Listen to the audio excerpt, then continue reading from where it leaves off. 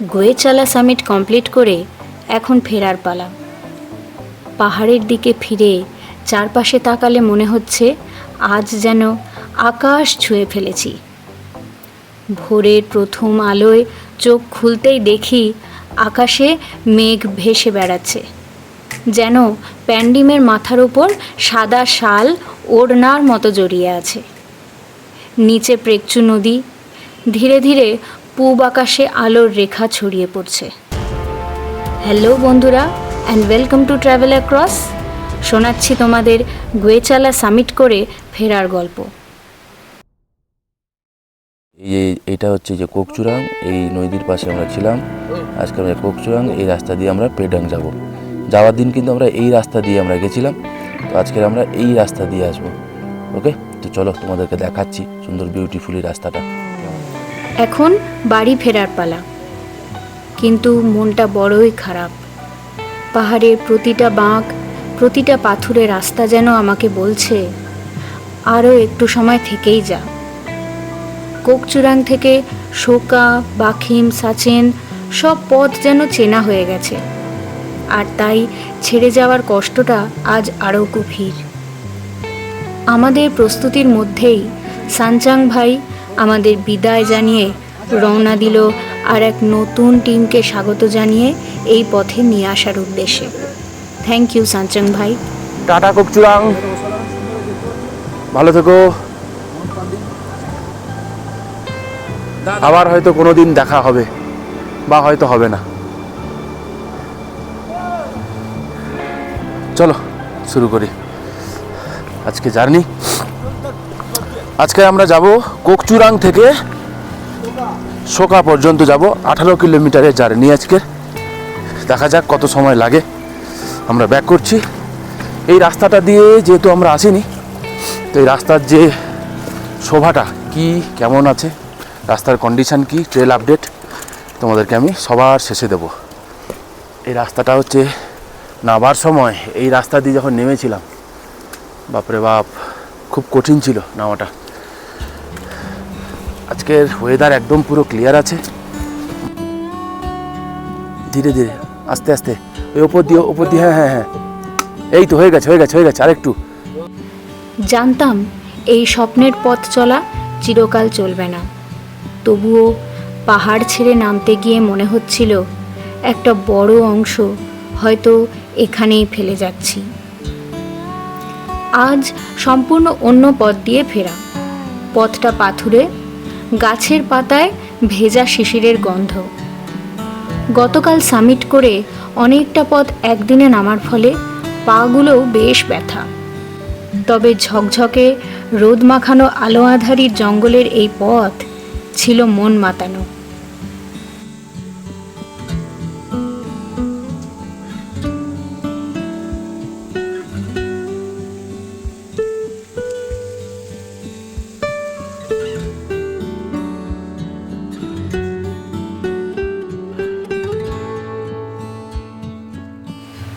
হাঁটতে হাঁটতে হঠাৎ একটা বাঁক এলো।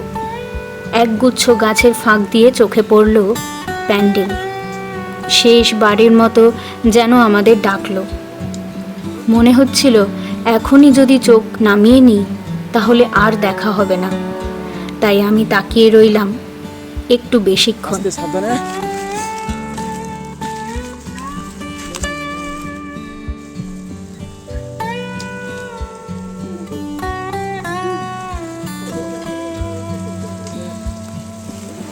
আজকের পুরো পথেও অজস্র ঝর্ণা, আর নিচে গাছের পাতার পুরো আস্তরণে ঢাকা। তাই গর্ত থাকলেও বোঝার উপায় নেই, সাবধানে নামতে হচ্ছিল।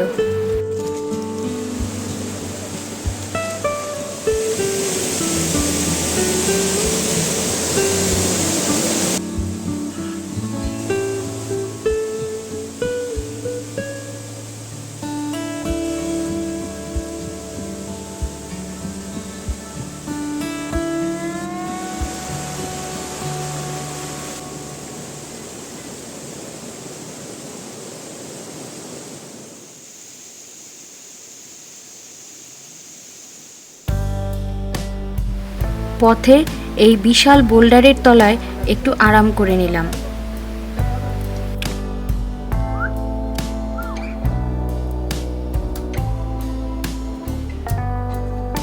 সামনে এলো এক খাড়াই বাঁক ও ভঙ্গুর নুড়ির রাস্তা। বেশ সাবধানেই পেরোলাম।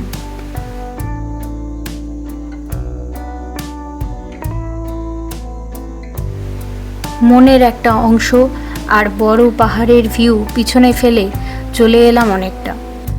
এই শেষবারের মতো দেখতে দেখতে আমরা চলছি, আর কিছুক্ষণ পরে এগুলো সব গায়েব হয়ে যাবে। মনটা একটু খারাপ লাগছে বটে, তবে না গেলে আর আসতে পারবো না।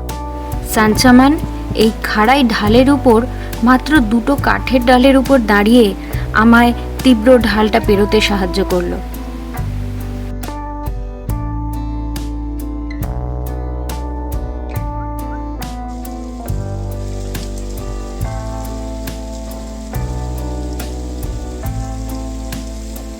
ফাইনালি আমরা প্রায় 10 কিলোমিটার ট্রেকিং করে ফেডাং এসে পৌঁছেছি। এই যে যাবার দিন আমরা এই দিক দিয়ে উঠে ওই সোজা বেরিয়ে গেছিলাম জঙ্গলের দিকে। এই ফেডাং এসে পৌঁছলাম। এত কুয়াশা চারিদিকে, এখানে ওটা রেস্ট নেব। ফেডাংয়ে কতক বিশ্রাম নিয়ে এগোলাম শোকার দিকে। আজ ফের মোবাইল নেটওয়ার্ক পাবো বলে পায়ের জোর যেন আরও বেড়ে গেল। বাড়ির সকলের গলা শুনবো বলে মনটা ছটফট করে উঠল। পথে দেখা হলো হিমালয়ান মাউন্টেনিয়ারিং ইনস্টিটিউটের এক গাইডের সঙ্গে। একদিনে আজ সে 30 কিলোমিটার পথ নেমে ফিরছে শোকা। এরাই হলো true hero of the mountains. Kilometre Tshoka से जोंगरी, हाँ किलोमीटर जैसा है ना, और 30 किलोमीटर हो गया। हाँ पूरा 30 किलोमीटर। 30 किलोमीटर। ऐसा दुख गया है।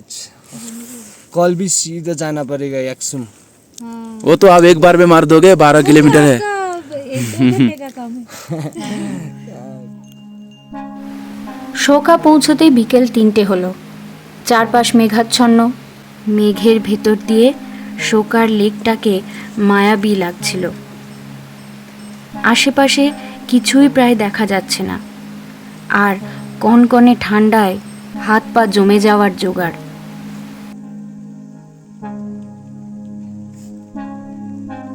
মনেস্ট্রিতে এসে কিছু মুহূর্ত কাটালাম।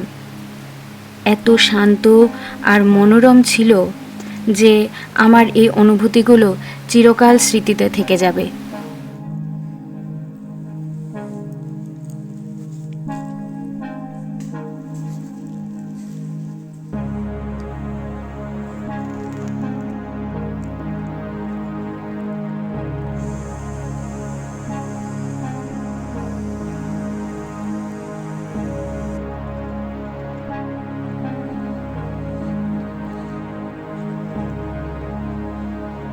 বাইরের এই পরিবেশ মন খারাপ যেন আরেকটু বাড়িয়ে দিল।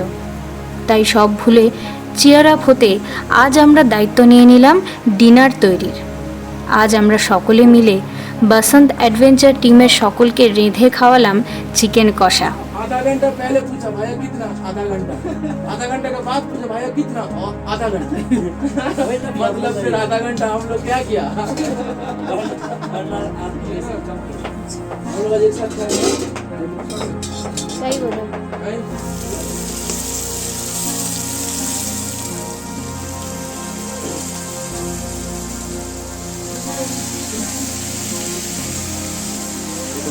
টিমের দাদারা প্রথমে রাজি না হলেও আমাদের অনুরোধ ফেলতে পারেননি।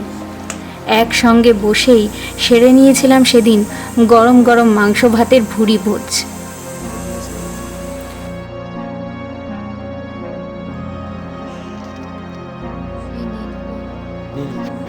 कौन सा वाला? ओ गर्मी है, बहुत ही हाई गर्मी।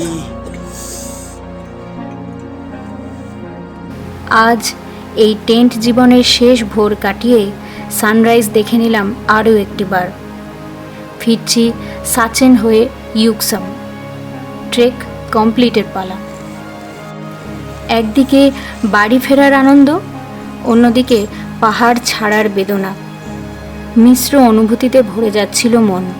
তবে এ সব কিছুর ঊর্ধ্বে ছিল কাঞ্চনজঙ্ঘাকে যেমনটা চেয়েছিলাম ঠিক সেভাবেই দেখতে পারার উল্লাস। প্রকৃতিকে ভালোবাসলে সত্যিই যে প্রকৃতি নিরাশ করে না, এই ট্রেক আবারও তা বুঝিয়ে দেয়। Good morning. আজকে আমাদের এই জংরি গোয়েচালা ট্রেকের লাস্ট ডে 8। আজকে আমাদের শেষ নামা। আমরা ইউকসাম যাচ্ছি সোকা থেকে। তো আমাদের জার্নি স্টার্ট করলাম। মনটা খারাপ লাগছে ঠিকই, কিন্তু যে মেমোরিজ, যে স্মৃতিগুলো নিয়ে যাচ্ছি, এগুলো একদম মানে লাইফ টাইম অ্যাচিভমেন্ট। প্রচণ্ড কষ্ট হয়েছে পুরো ট্রেকে। এত চড়াই, মানে চড়াইটাই বেশি, রাস্তা ভালো নয়, কিন্তু সেগুলো আমরা অ্যাজ এ টিম হিসাবে আমাদের গাইড, আমাদের পোর্টার্সরা সকলের হেল্প, আমাদের কুক টাইমে টাইমে খাবার দেওয়া, তো এই যে সকলের হেল্পগুলো আমরা পেয়েছি, তা না হলে আমরা এটা কমপ্লিট করতে পারতাম না। আমাদের এখনও জার্নি কিছুটা বাকি আছে। আজকে আমাদের প্রায় 12 কিলোমিটার নেমে ইয়াকসাম পৌঁছালে আমাদের এই ট্রেক আমরা কমপ্লিট করব।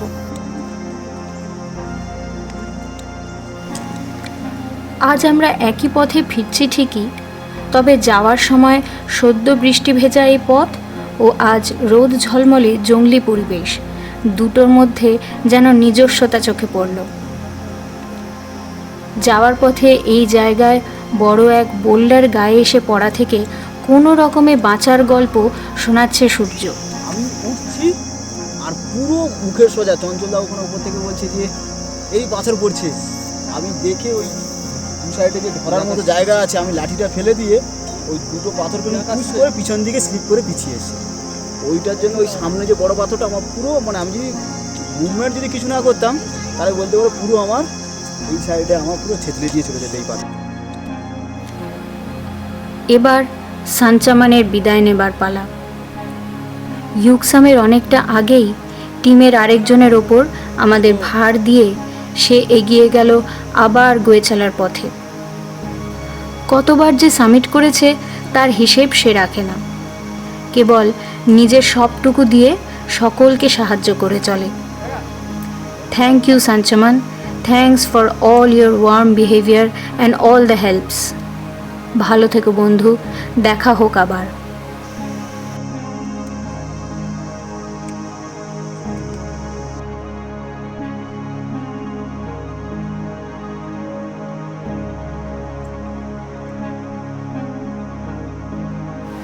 ওই যে ঘুরল সানচামান, ও যেন পাহাড়ের মধ্যে হারিয়ে গেল।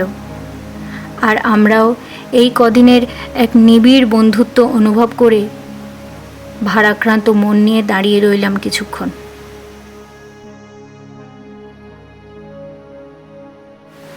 পাহাড়ের সাথে সাথে আজ সানচামানের বিদায় মনকে আরেকটু ভারী করে তুলল। সেই সাসপেনশন ব্রিজ, সেই রাথংচুকে আরও একবার শেষ দেখা দেখে এগিয়ে চলতে থাকলাম আমরা।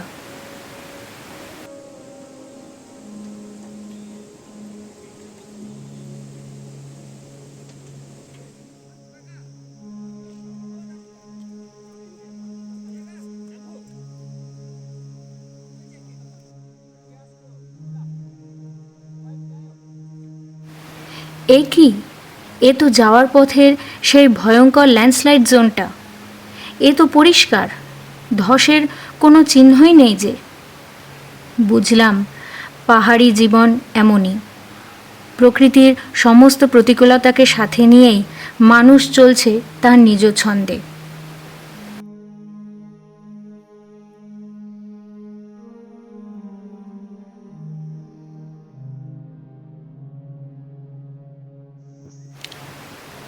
আর 5টা বেড়ানোর থেকে ট্রেকিং অনেকটাই আলাদা। যে অনুভূতি তৈরি হয় তা জীবনের পথ গড়ে তুলতে অনেকটাই সাহায্য করে আমাদের। শহরের পথে ফিরে যে যার জীবন আলাদা হয়ে যায় ঠিকই, তবে তৈরি হয়ে যায় নতুন অনেক সম্পর্কের বাঁধন, অনেক স্মৃতি। ওই কঠিন পরিস্থিতির দিনগুলো মিলেমিশে সামলে নিয়ে সুখ উপভোগের আনন্দগুলো থেকে যায় মনের মধ্যে। এই কঠিন ট্রেকিংয়ে যা যা দেখলাম, যাদেরকে পেলাম, তারা সবাই যেন আজীবনের সঙ্গী হয়ে রইল। আর এই ট্রেকিং শিখিয়ে দিয়ে গেল আত্মবিশ্বাস, আত্মনির্ভরশীলতা এবং মানসিক দৃঢ়তা।